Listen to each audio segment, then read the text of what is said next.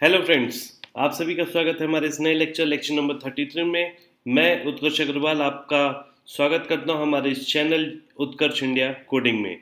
आज हम लोग जावा के प्रोग्राम को देख रहे हैं। हम लोग कॉन्सेप्ट ऑफ जावा को समझेंगे। फंक्शंस के यानी कि मेथड के कॉन्सेप्ट को हम लोग बेसिकली यहाँ पे समझने वाले हैं। और जावा के लेक्चर्स के साथ साथ मैंने अब सी की लेक्चर्स भी डालना शुरू कर दिए हैं। तो जो भी हमारे कॉलेज गोइंग स्टूडेंट्स हैं जो फर्स्ट ईयर या सेकेंड ईयर के फर्स्ट ईयर में आएंगे, या जिनका जो है सी प्रोग्रामिंग में इश्यूज आ रहा है टेक्निकल यूनिवर्सिटीज़ के अंदर बीटेक करने में, या बीसीए करने में, बीसीए इन कंप्यूटर साइंस या एमसीए इन कंप्यूटर साइंस, तो वो लेक्चर्स को रेफ़र करना शुरू कर दे। अभी तो बहुत ही बेसिक्स का कंसेप्ट है, उसको जितनी ज़्यादा हो सके डेली डेली मैं लेक्चर्स डाल रहा हूँ, सी के ऊपर भी और एक जावा के ऊपर भी। तो जितना ज़्यादा हो सके उसको देखते चले जाए, तो आपको with in a month basically एक 5-5 मिनट अगर आप देते हैं डेली, 5 मिनट से ज़्यादा मैं आपका नहीं लूँगा, और ये आपका वेल वर्स्ड हो जाएंगे आप अपने प्रोग्रामिंग के अंदर। कॉन्सेप्ट्स छोटे छोटे पॉइंट्स लेके क्लियर हो जाएंगे, तो आपको किसी भी तरह की प्रोग्राम करने में कहीं कोई दिक्कत नहीं आने वाली है। चलिए आज हम लोग शुरू करते हैं बेसिकली जावा के ऊपर प्रोग्राम। ये प्रोग्राम हम लोगों का आज जावा के फंक्शंस पे है। तो बेसिकली अब ये जानिए पहले फंक्शंस कितने तरह के होते हैं। तो फंक्शंस बेसिकली दो तरह के होते हैं, एक रिटर्न टाइप होते हैं, एक नॉन रिटर्न टाइप होता है। ठीक है, रिटर्न टाइप आज हम लोग सीखेंगे, और नॉन रिटर्न टाइप हम लोग जो है इसके नेक्स्ट लेक्चर में करेंगे। ठीक है, बहुत ही सिंपल सा प्रोग्राम मैंने आज बनाया है, दो नंबर्स को ऐड करने का प्रोग्राम है ना, using method in return type. ठीक है, आप देख लो, write a program to print the two number sum using the function that is return type। ठीक है, हम अब जब प्रोग्राम पे आते हैं, प्रोग्राम के पार्ट में आप देखोगे कि ये हमारा हेडर फाइल है import java डॉट util। इससे आपको कोई टेंशन तो है नहीं, ये आप वेल वर्स्ड हो चुके हो। ये क्लास है हमारा, क्लास का नाम है RET। ठीक है, ये हमारा क्लास का स्कोप है। क्लास हमारा यहाँ से शुरू होता है, यहाँ तक खत्म हो जाता है, इतने ही स्कोप में हमारा ये क्लास एग्जिस्ट करता है। ठीक है, इसके बाद हम लोग आते हैं मेन पार्ट में, पब्लिक स्टैटिक वाइड मेन। ठीक है, तो हम लोग ये जो मेन पार्ट वाला कर रहे थे हम लोग, अभी तक आप देखोगे इस पुराने लेक्चर्स में, तो ये मेन पार्ट ही हमारा शुरू होता था सीधे प्रोग्राम के साथ। मगर आज हमारे मेन पार्ट से पहले हमने एक कुछ एक्स्ट्रा लिखा है ये पार्ट। ठीक है, ये क्या है, ये फंक्शन है, यूज़र के द्वारा डिफाइन किया हुआ फंक्शन है। इसको रिटर्न टाइप क्यों बोल रहे हैं, क्योंकि इसके आगे आप देखोगे यहाँ वाइड मेन के आगे वाइड लिखा है, मगर यहाँ पे क्या लिखा है, सम के आगे इंट लिखा है। तो ये क्या है बेसिकली, जब कोई चीज़ रिटर्न टाइप कर रहे होते हैं तो उसका हम वाइड नहीं लिख सकते, बस इतना जानो, वाइड नहीं लिख सकते, उसका कोई ना कोई डेटा टाइप हमको डिफाइन देना पड़ेगा, चाहे इंट में करो चाहे डबल में करो। वो किस पे डिपेंडेंट होता है कि यहाँ पे हम किस तरह की वैल्यू पास कर रहे हैं। तो यहाँ पे हम वैल्यू पास, ये भी बेसिकली पैरामीटराइज्ड हो गया। क्या हो गया ये, पैरामीटराइज्ड मेथड। क्या हो गया, पैरामीटराइज्ड। ठीक है, ध्यान देना इस चीज़ को। ये हमारा दो तरह से हो गया, एक हमारा हो गया रिटर्न टाइप और दूसरा हो गया पैरामीटराइज्ड।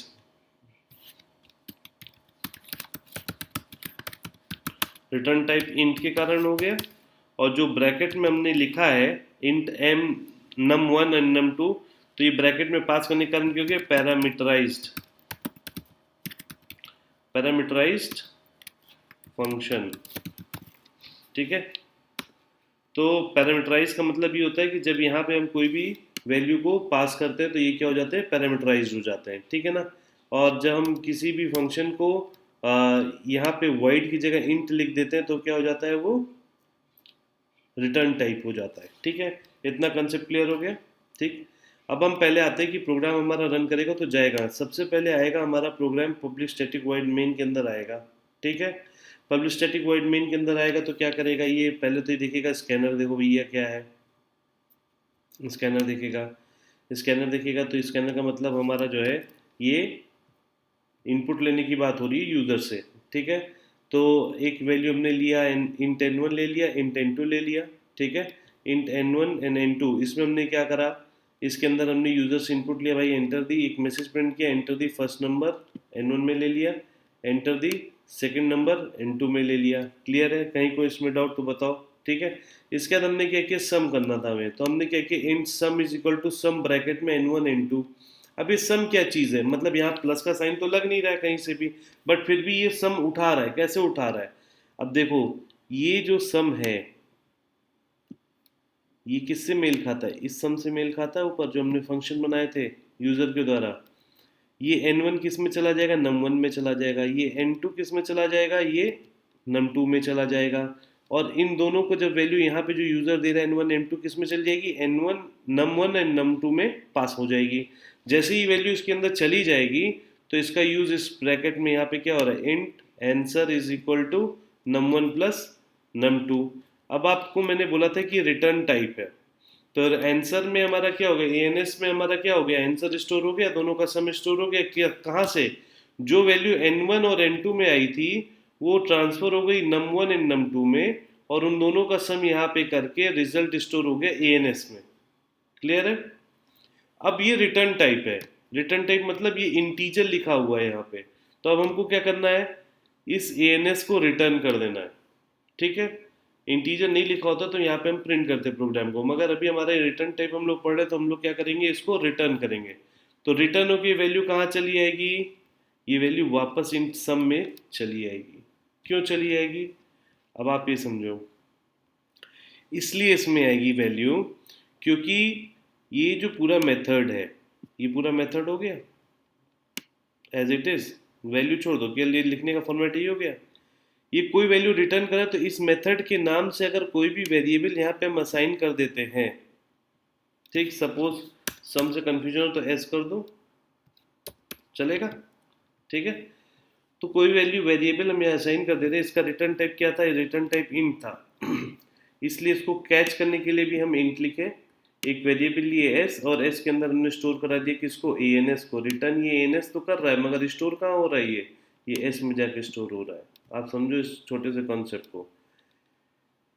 ये पूरा का पूरा रेडीमेड फंक्शन हमने बनाया, इसके अंदर एक मेथड बनाया हमने, फंक्शन के अंदर फंक्शन बनाया हमने, ये हमने num1 num2 लिया, num1 num2 में हमने ये देखो यहाँ पे वैल्यू यूज़र से लेके पास कर दी, वो वापस इसमें आ गई। यहाँ पे जो रिजल्ट बना एएनएस के अंदर वो रिटर्न होने के बाद कहाँ से हो रहा है, रिटर्न होते ही यहाँ चला आएगा। ठीक है, इसीलिए हम प्रिंट एस कर रहे हैं। ठीक है, क्लियर है? कोई डाउट हो तो इसमें पूछ लेना, मैं बहुत ही क्लियर कंसेप्ट से बता रहा हूँ। बहुत छोटा सा कंसेप्ट है, ऊपर से नीचे आना है, नीचे से ऊपर जाना है, बस इतना सही काम है। ठीक है ना? अब मैं इसको एग्जीक्यूट करता हूँ तो देखो इसका रिजल्ट क्या आता है हमारे पास। Enter the first number, suppose मैंने दिया 11, इसके बाद फिर एंटर दी सेकंड नंबर मैंने दिया, एंटर दी सेकंड नंबर में मैंने दे दिया 11, चलो 12 ले लो। ठीक है, तो आउटपुट क्या आएगा,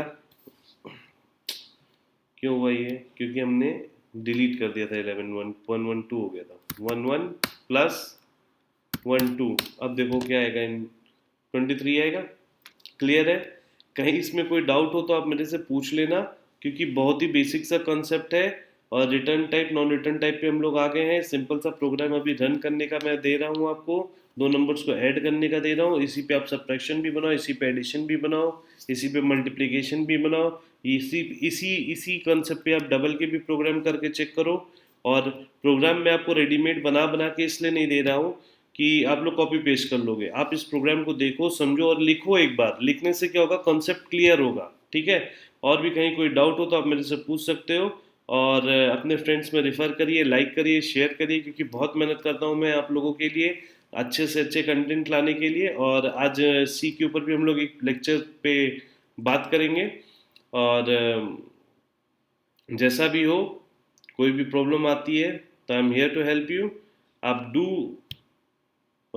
देखो इसको और डू योर होमवर्क। ठीक है, डू योर असाइनमेंट्स, क्योंकि बिना उसको किए, प्रैक्टिस किए, मैथ्स की तरह ही है कंप्यूटर प्रोग्रामिंग भी। जब तक आप प्रैक्टिस नहीं करोगे तब तक आने वाली नहीं है।